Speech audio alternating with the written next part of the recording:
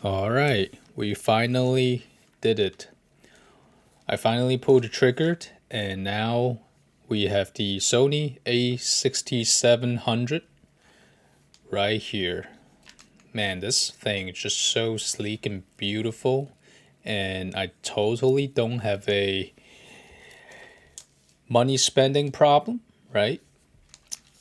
Because how can you not buy this machine? So I paired it with the 16 to 50 OSS, the Mark II version. I actually got this lens a while ago. I was gonna use it for my Sony A7 III, which is a full frame camera. I did a video on that explaining why I decided to go with that combo. But I think it makes a lot more sense if I just put this lens on a APS-C camera, like what it's intended to. I think this is pretty sweet. It's a very compact setup.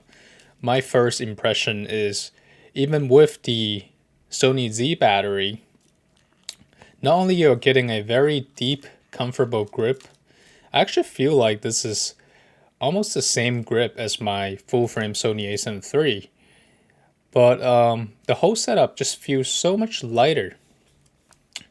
And back to what I was saying earlier, I went with the Mark II version of the 16 to 50. It's for stupid reason. I just think the matte finish surface, it matches with the camera body a lot better. What do you think? Because the Mark One, it's got the very shiny metallic surface, whereas the Mark Two, it's nice and grippy. It's matte. It doesn't feel as metallic, but I do like it. Speaking of finishes, compared to the Sony A7 III that I've been using, by the way, that's what I'm using to film this right now. The grip definitely feels a lot more friction and grippier. I don't know if it's just like A7 III, it's old. I've been using it for many years now.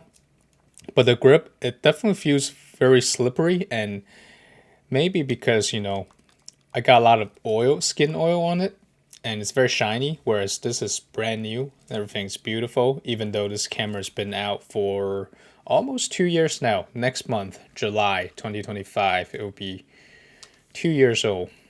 But I still decided to go with this camera because of how compact and how light it is. For when you're doing, casual YouTube video like what I'm doing right now. The A7 III, the weight is just killing me. It's just so heavy. It doesn't shoot 10-bit video. Of course, I'm talking about the A7 III because this camera right here shoots 10-bit. I was playing around with it, and then I was having some issue editing and playback in the DaVinci Resolve because how big the file size is. So I ended up having to first convert it because the free version of DaVinci does not support 10-bit playback.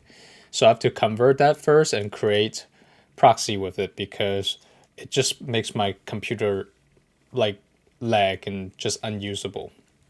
So I have to figure out that, and I need to get a V90 SD card because that's what the S&Q mode. If you want to film in 120p slow-mo, you need a fast SD card, so that's like another $100 I'll be spending. But I think it's going to be totally worth it because I do enjoy like the slow motion videos a lot. I think they are very interesting clips to look at. It just gives you a unique perspective of whatever you're filming. Especially, I will be getting into some wildlife photography, like birds. It's cool to see them in slow motion. I think that would be very interesting.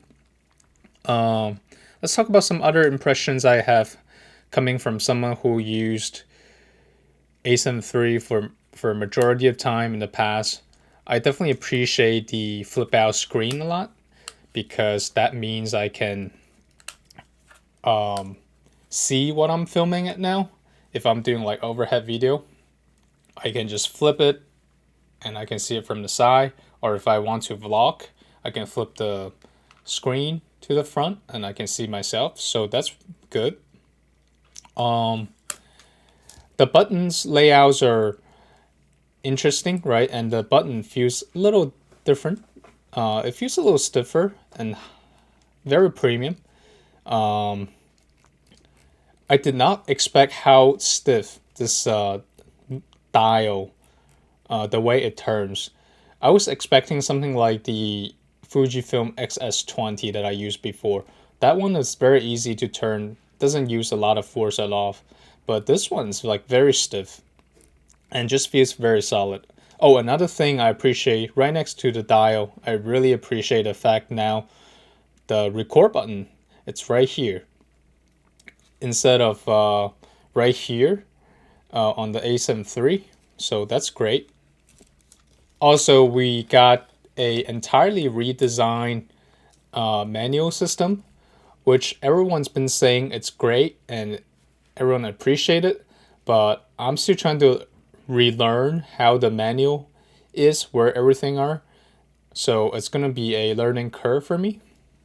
I do love the range style viewfinder because it kind of offset my nose from the center, so my nose doesn't touch the bump into the screen and makes it super oily, which is gross.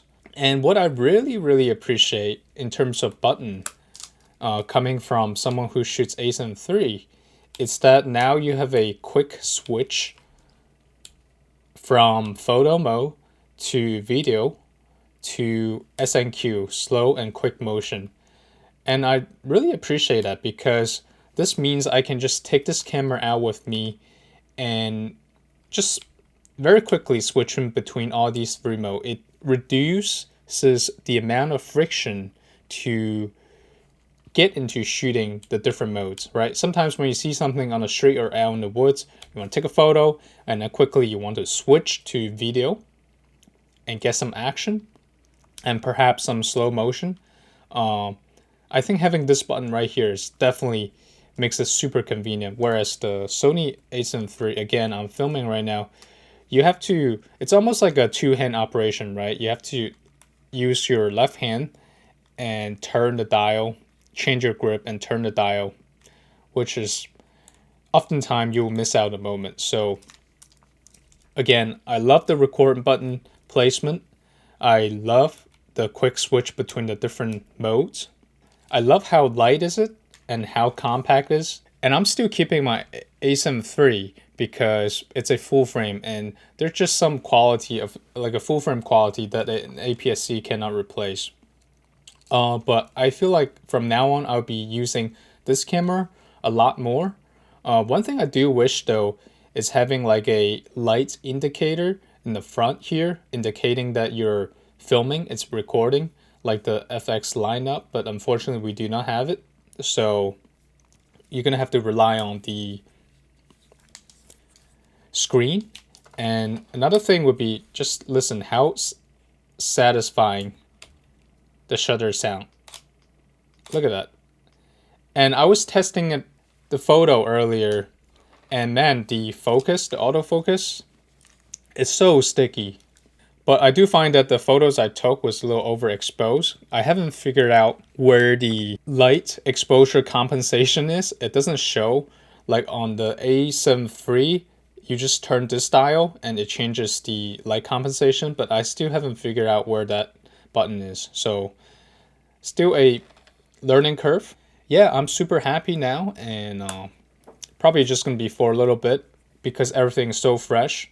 But again, my goal is to use this as a tool, right, to create more contents, more enjoyable contents, and just learn about camera in general, like the different video formats, especially we have 10-bit 422 now, and I want to get into slow and quick motion a lot more, as well as I think in the next 6 months or a year or so, I want to get into wildlife photography and then get the lens I've been looking at is the Tamron. I think it's like 150 to 500 millimeter. That thing, it's massive, but I heard very good words from it, good review, very sharp lens. Right now, I just want to use the 16 to 50 and just focus on creating these contents on YouTube and get good at using this camera, learn the ins and outs of it. Yeah, we'll see where it takes us, and I will be releasing some footages and real life shooting with this camera in the future episodes very soon. So if you're interested, stay tuned. Yeah, thank you for watching. I will put the link down in the description below too, so definitely check out these affiliate link. It will help me out a lot if you decide to get it through those links. Yeah, stay tuned. I'll keep you guys updated. Until then, see you in the next one.